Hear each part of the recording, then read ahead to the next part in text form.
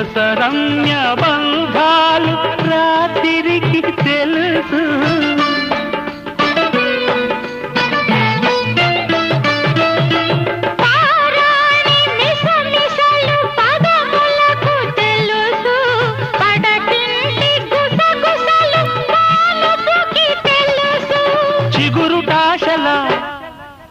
చిలిపి చేతలు పసిడి బుగ్గల పలకరింపులు పడుచు జంటకే తెలుసు.